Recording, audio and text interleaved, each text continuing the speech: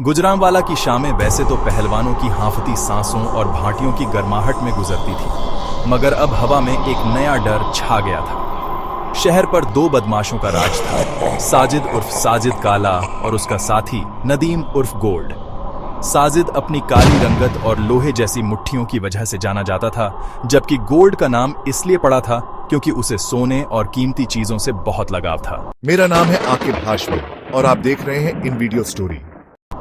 वे दोनों गुजरांवाला के पुराने मोहल्ले सैयद नगर में रहते थे, जो एक भूल भुलैया जैसा इलाका था और कोई भी पुलिस वाला वहां जाने की हिम्मत नहीं करता था।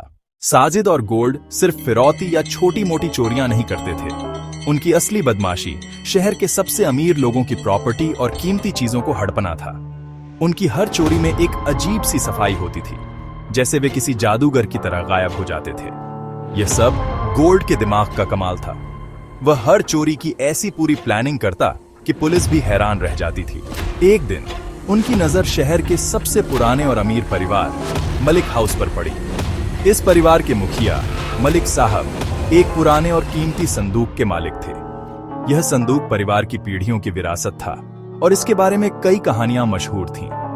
कहा जाता था कि इसमें न सिर्फ कीमती जेवर हैं, बल्कि कुछ ऐसे सीक्रेट पेपर्स भी हैं जो कई बड़े राजों को खोल सकते हैं।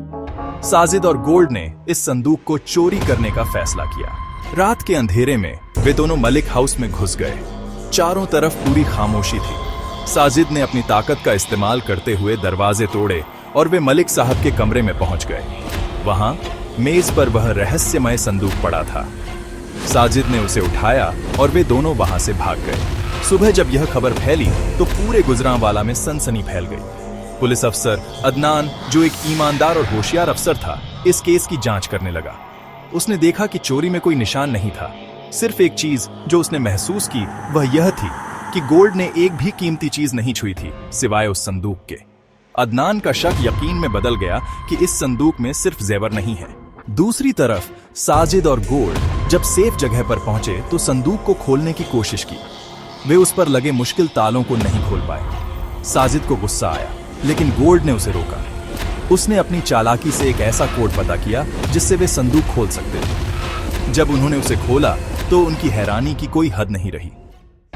संदूक में कीमती जेवर के अलावा मलिक साहब के परिवार के सीक्रेट राजों से जुड़े पेपर्स थे। इन पेपर्स में गुजरांवाला के कई बड़े लोगों की हरकतों का जिक्र था, जिनमें कुछ पुलिस अफसर भी शामिल थे। जब साजिद ने ये पेपर्स देखे तो वह गोल्ड से कहने लगा, हमें ये पेपर्स बेचकर बहुत पैसा मिलेगा। लेकिन गोल्ड का इरादा कुछ और था। उसने साजिद को नशे वाली चाय दी और जब वह बेहोश हो गया तो उसने सारे पेपर्स और जेवर लेकर खुद भागने का फैसला कर लिया। उसी रात पुलिस अफसर अदनान भी उनकी सीक्रेट जगह तक पहुंच गया। उसे साजिद काला बेहोशी की हालत में मिला और गोल्ड का कोई निशान नहीं था। अदनान ने साजिद को अरेस्ट किया और उससे पूछताछ की। साजिद ने उसे गोल्ड की पूरी कहानी सुना दी। अदनान को अब एक नया आइडिया आया। उसने एक चाल चली। उसने न्यूज़पेपर में खबर छपवाई कि साजिद काला को सीक्रेट पेपर्स के साथ अरेस्ट कर लिया गया है। गोल्ड यह खबर सुनकर परेशान हो गया कि उसके हाथों से मौका निकल गया। वह साजिद से मिलने जेल गया। उसने साजिद से कहा, हमें फिर से मिलकर काम करना चाहिए, लेकिन साजिद को अपनी बेवकूफी का एहसास हो चुका था। उसने गोल्ड के इरादे को समझ लिया और कहा कि वह पहले उसे आधे पेपर्स और जेवर दे।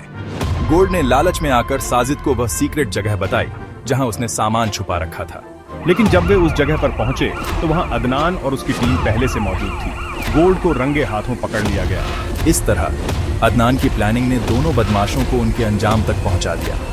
संदूक के राजों से पर्दा उठा और कई बड़े लोग बेनकाब हो गए। गुजरांवाला को न सिर्फ इन बदमाशों से छुटकारा मिला, बल्कि बहुत से छुपे हुए राजों से भी पर्दा उठा।